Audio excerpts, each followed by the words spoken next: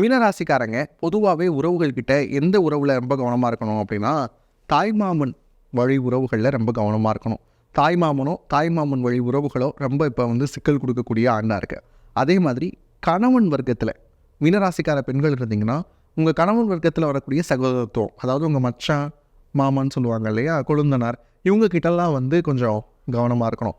ஏன் அப்படின்னா, உங்கள் வீட்டை நீங்கள் தான் பேம்பர் பண்ணுறீங்கிற விஷயம் உங்களுக்கு நல்லா தெரியும். அப்படி தெரிகிறப்ப உங்களுக்கு எதிராக சில நடவடிக்கைகள் வர்றதுக்கான வாய்ப்புகள் இருக்குது.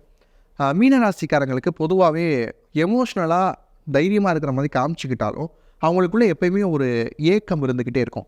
இன்னொரு விஷயம், என்னை பற்றி இவங்க எப்படி இதெல்லாம் சொல்லலாம் அப்படிங்கிற மாதிரியான எண்ணமும் இருக்கும். இந்த காலகட்டம் உங்களுடைய கேரக்டரை அசாசினேட் பண்ணுறதுக்கான காலகட்டமாக வரும். உங்களை பற்றி தவறான சில விஷயங்களை உங்களை சுற்றி இருக்கக்கூடிய நபர்கள் சொல்ல ஆரம்பிப்பாங்க.